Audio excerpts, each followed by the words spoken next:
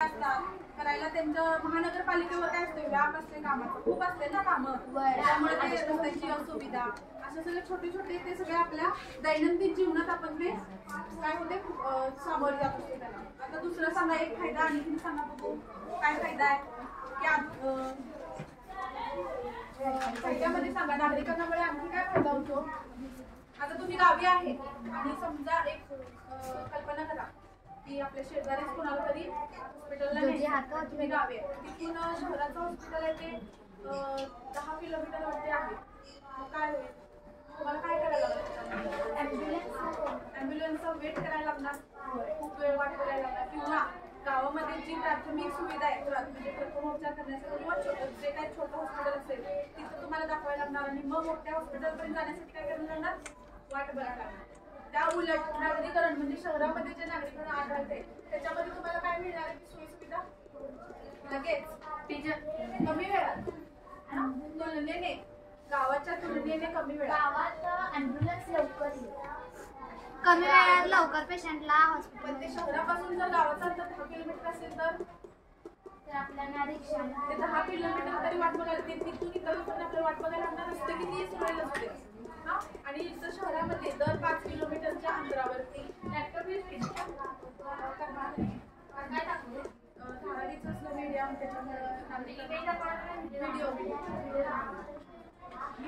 आता आपल्या इथं आपण इथं एका केंद्रबिंदू म्हणा आपला धारावी हायस्कूल केंद्रबिंदूच्या पूर्ण कडेने 5 किलोमीटरच्या अंतरावरती एक हॉस्पिटल आहे, तर आपल्याला जायला इझी जाणार आहे, सगळ्या बाजूनी कुठून पण जाऊ शकतो आपण. तेच एका गावामध्ये आपण 10 किलोमीटर एका ठिकाणावर 10 किलोमीटर वरती जाणार, मग सोयी सुविधा कुठं आहे, शहरात आहे की गावात आहे, शहरामध्ये आहे. त्या बाबतीत तुलनेने असं बघायचं आपण, तुलनेने आहेच असं म्हणायचं, तुलनेने गावाची तुलनेने शहरामध्ये गावामध्ये मल्टी स्पेशालिटी हॉस्पिटल असते काय, वेगवेगळ्या रोगांवर उपचार करणारे हॉस्पिटल, हृदयविकास, त्याच्यानंतर मेंदू विकास किंवा मानसोपचार तज्ञ, हे सगळे एका दवाखान्यात असतात काय गावामध्ये एकच दवाखाना असतो की नाही, किंवा म्हणजे एकच त्याचे प्रकार असतात. BHMS झालेले डॉक्टर, MBBS झालेले डॉक्टर ते पहिल्यांदा काय करतात, सुरुवातीचं उपचार करतात आणि काही जरी त्यांना वाटलं क्रिटिकल म्हणजे काय जर जास्त सिरियस जर काय वाटलं तर ते कुठं पाठवतात, शहराच्या हॉस्पिटलमध्ये ऍडमिट करायला पाठवतात. एखादी शस्त्रक्रिया करायची असेल तर गावाच्या हॉस्पिटलमध्ये होते काय, कुठं बघितले का तुम्ही, नाही होतं. शहरामध्ये जे मोठं हॉस्पिटल असते मल्टी स्पेशालिटी म्हणजे काय विशिष्ट, मल्टी म्हणजे जास्त, वैशिष्ट्य जास्त म्हणजे कुठले वेगवेगळ्या रोगांवरती असतात. तशा प्रकारच्या सोयी सुविधा मिळते नागरिकांना, तो काय आपला फायदा आहे. तर त्याच्यामुळं आता समस्या बघूया आपल्या, आता इथं सगळ्या फायदे आपल्याला खूप फायदे.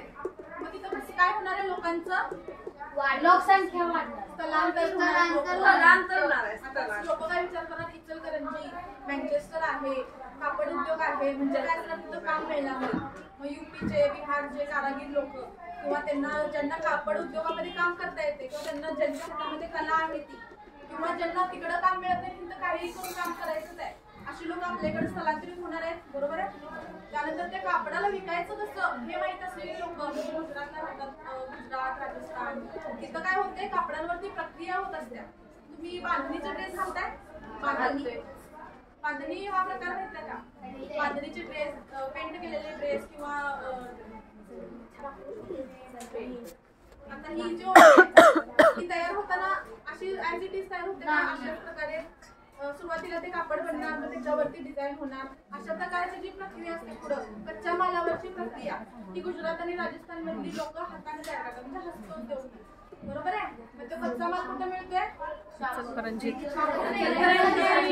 कच्चा माल तयार होतोय. मग तिथं लोकांची संख्या वाढलेली आहे ते काम करण्यासाठी, जॉब रोजगार मिळवण्यासाठी. म्हणजे इथे एक पहिल्यांदा आपल्याला काय आली, लोकसंख्येत वाढ. तो तोटा कसा आहे हे बघूया. म्हणजे लोकसंख्या वाढ होणे हा तोटा कसा आहे तुम्हाला काय वाटतं, एखादं सांगा. लोकसंख्या वाढ झाली हा तोटा आहे, समस्या आहे असं पण न सांगितलेले सांगा, त्यांनी उत्तर दिलेले तुम्ही. लोकसंख्या वाढीमुळे आपल्याला काय काय तोटे होतात, तास